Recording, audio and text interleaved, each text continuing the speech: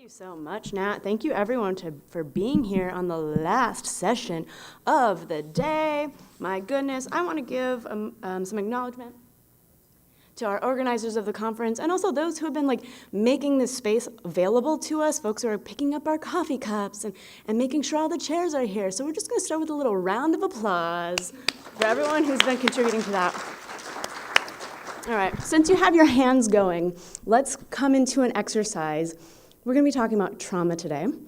I want us to do a little bit of arriving in the moment before we do that. So we're going to use our hands to just tap on our chest. Both of them. I have the microphone, so I won't be doing both. Both hands if that feels good. If it doesn't, no worries. Start paying attention to where your breath maybe is. Paying attention to what your body's maybe telling you. Probably like you've been at a conference for a couple days. Great. I will put the microphone here to demonstrate. If you can, cross your hands. Excellent. And then we're going to do a moment of 1, 2, 1, 2, 1, 2, 1, 2. This is bilateral stimulation, which kind of puts our brain frequencies into a different pattern. Yeah. Excellent. And then just pause and hold on your chest for a second. My heart's beating really fast. How are you doing? Wonderful. Thanks for doing that with me. So like I said, today I'll be talking about trauma. The opposite of trauma isn't peace or joy, it's actually connection. And so trauma causes us to disconnect with ourselves and others as we take up autonomic responses. And so my invitation for you today during this session is to stay in connection with yourself, to be present in whatever ways feel supportive. I'll help do my part in that by offering a little bit of content transparency about what this talk will cover. I'll be naming and offering brief descriptions of a specific type of harm, as well as impacts of harm broadly. So this will come up as I speak about working with survivors of institutionalized child abuse, and as I quote statistics about trauma survivors' experiences with substance abuse and suicidality. So if these mentions might be difficult for you, I ask you especially to take extra care of yourself today. And lastly, before I jump in, this talk is definitely meant to serve as an opening of the door for us to have conversations on these topics within our field. There's much more nuance and depth to each of these topics I'm touching on, and I'll actually be diving into this in my first open invitation offering of my Mapping Mindfully workshop. It's a 6-week workshop starting November 1st. I can also come in and tailor this content for you and your specific program or with your team. I'll note that I have a sliding payment scale available, as well as 2 full scholarships for my Mapping Mindfully workshop in November. So if any of this resonates with you, please reach out, come chat with me during the banquet, or you can head on over to my website, MapBosse.com, and fill out the Contact Me form with the Mapping Mindfully selection. I don't have much for slides. It's going to be very minimal. And I'm going to be talking to you not a whole bunch about mapping, but more about why I believe mappers should be engaging with trauma, and a little bit about my background and how I came to understanding this and feeling so passionately about it. So, if you knew me in the before times, before the pandemic, you maybe knew that I was working on my PhD at the University of Kentucky, where I was using my past decade of exploring questions around participatory and collaborative approaches to map making to understand how cartographic design principles can help or hinder commitments to community liberation. And so I considered myself, and this feels like a little bit of a flex, but I considered myself fairly robust in my capacities to execute work that might be labeled in mapmaking in support of activist work. But then in October 9th of 2020, I found myself in Provo, Utah, standing among a crowd of 150 survivors of what is referred to as the troubled teen industry, a network privately owned residential treatment centers where parents pay to have their children unexpectedly woken up in the middle of the night, forcibly removed from their home without any of their belongings, and brought to a facility where they are subjected to verbal, mental, and physical abuse from anywhere from 3 months to 3 years in the name of behavioral rehabilitation. The advocacy organization and host of the event, Breaking Code Silence, calls these children's incarceration facilities. And on that day, they had brought together people from all over the country to share stories and collectively grieve for the first time at that scale.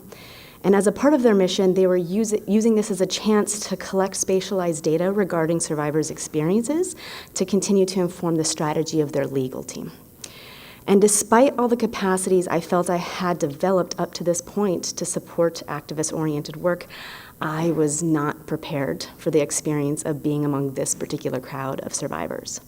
No class I had taken, no article I had read had prepared me for that day where I held strangers in my arms as they sobbed uncontrollably while recounting experiences I have had the privilege of never experiencing. It was one of the most personally challenging days for me in my life. And yet, if given the choice, I would do it again and again and again, because underneath my desires to expand and explore capacities for community-driven collaborative mapping projects was a call to use the tools I had known how to leverage support for community healing and liberation. So I took this new awareness and I started exploring the ways that I could be in relationship with this intention more directly.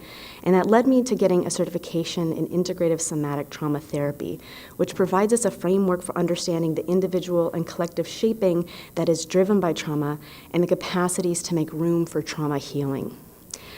Trauma is pervasive. I thought that I was niching down in my project. I was becoming very specialized to handle highly sensitive data collection processes.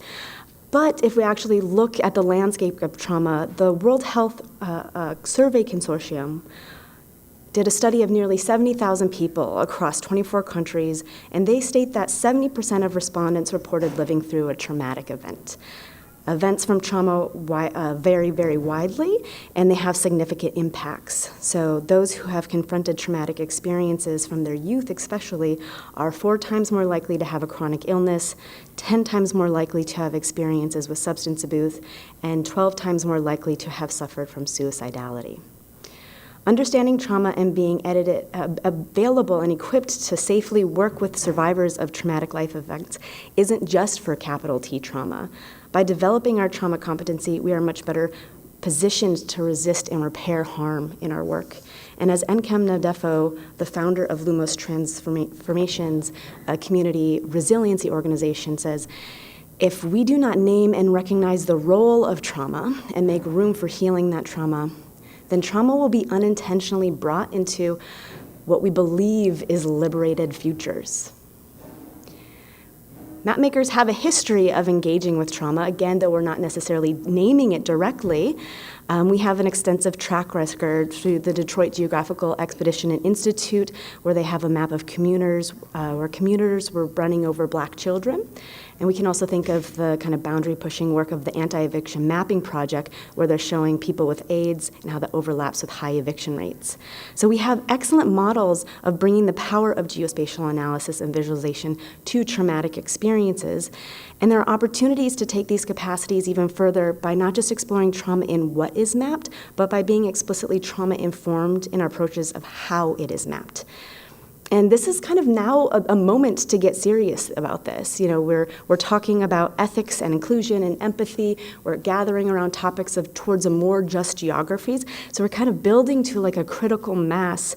And so again, it's not new, but there's more of us than ever looking to use our capacities in mapping to address big structural challenges and imagine livable futures for all of us. So what is trauma-informed and how do we do it? When I say trauma-informed, I'm referring to an ongoing practice and commitment of being well-grounded in our understandings and the pervasiveness of trauma, as well as having an availability of skills that are called on regularly to help actively resist causing further harm or traumatic exposure to folks and keep them safe in moments where they may become triggered or re-traumatized. Essentially, trauma-informed approaches help us create an environment where healing from trauma can happen. We're not responsible for diagnosing or treating trauma. That's left for the trauma-responsive folks, which we allocate to clinicians and other trusted community healers. Rather, trauma-informed approaches, again, help us create the environment in which healing can happen by providing opportunities for safer and more secure connection with self and others. And broadly, we're on the front of what is being marked as a trauma-informed era. Again, trauma is not simply for those in mental health and physical health fields, but it's for those working to provide services and products for those with lived experiences of trauma. And I would love for cartography to not be left behind. I would love for us to be on the front edge of this wave. And so we can look specifically to models such as this one, which is produced by the Substance Abuse and Mental Health Services Administration, also referred to as SAMHSA, to start to understand explicitly how we are bringing trauma-informed practices into our map making.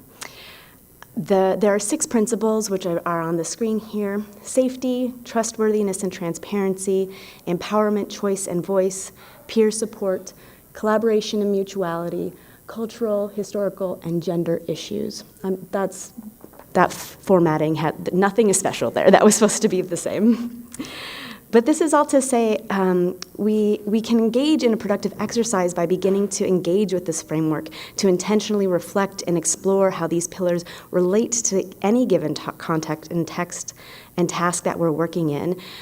With the support of these 6 pillars, we can engage in a practice that is colloquially referred to as holding space for individuals or communities, which is an act of making room for everyone's full humanity to be present in a particular setting. We're not asking them to kind of subvert or hide their trauma, but coming into a space as with their whole humanness. To bring this framework to intersect directly with our mapping practices, there are 3 perhaps unsurprising sites for us to explicitly explore. The first is located among primary data collection processes, especially if this is done in collaboration with any type of community. I think we grossly underestimate how much skill it takes to work in community-based collaborations. It's not enough to simply commit to an idea of not being a white savior or just saying, okay, trust is built, but we need to start to operationalize these concepts. The second site is located with the intended audience for our map products. While there are moments that maps can be made with the intention of serving survivors directly, I also recognize that sometimes they will not be, and being transparent about our strategies for representation can be very helpful in this realm. The third site is located within ourselves and our community as map makers. This one I think is really important. We are at risk of developing compassion fatigue and vicarious traumatization, secondhand trauma, when we are working closely with really difficult data sets. I hear us talking about this. I hear us not knowing how to grapple with it. And we need to start considering what safety means as we're sitting in front of our computers, engaging with software, doing kind of maybe meaningless tasks or things that we're very habituated in doing. So this grounding exercise we did at the beginning, starting to incorporate these self-connection practices so that we are able to continue to keep ourselves vitalized within the work. So some questions that come up engaging these pillars: how can we center safety in our map design? How can we foster trust for our data without tipping into performative or tokenizing gestures? Who can we go to when things go wrong? How can we better grapple with the intricacies of collaboration between experts and laypersons? In what ways can we provide our map users who are survivors of the events being depicted with choices on how to engage with the content in ways that helps them feel secure? Who has the power to influence our shared culture as a community of map makers? While some of these are not new, putting them into concert brings us into a trauma-informed mapping practice. Again, the Mapping Mindfully workshop that I offer will spend 6 weeks operationalizing and marinating on these ideas, emerging on the other side with much more flexibility and confidence in navigating the moments of our work that require extra care and sensitivity. So in wrapping up, as mapmakers who don't just reflect the world, but make it, we're being called to grapple with the ways we are shaping our individual and collective relationship with trauma. In thinking about how we can intersect the art and science with mapmaking and trauma-informed approaches, I found myself orienting to the work of Adrienne Marie Brown, particularly her book, Emergent Strategy, Shaping Change, Changing Worlds. Here she says, art is not neutral. It either upholds or disrupts the status quo, advancing or regressing justice.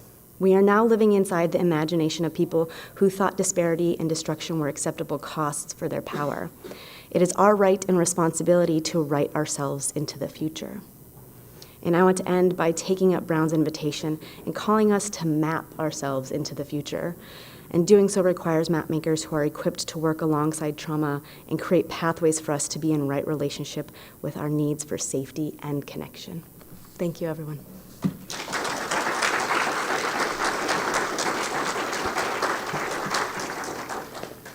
We have time for one 30-second question. Sounds great. Alexis. What is the method of holding space, like more explicitly in trauma? Yeah, absolutely. Holding space for it would be the kind of the what is holding space in a cartographic practice? Holding space is broadly the capacity of someone who is in a leadership position to be able to withhold judgment, to be able to listen deeply, and to be able to, again, make space for a person's entire humanity to be present in that space. And so within a cartographic context, looking at these specific kind of reflections that these pillars ask us to be informed about when we're going and engaging in these spaces. It's kind of the collection of all of the capacities. And so, yep, there's a lot to it. There's a lot to it. And I appreciate the question. And so I would say if you spent an hour reflecting on each of these, you'll be 2% closer on being able to hold space. This is one of those practices that is both unfortunately and fortunately one of those longer games where we're building our capacity. Thanks, Alexis. Thank you. Thank you.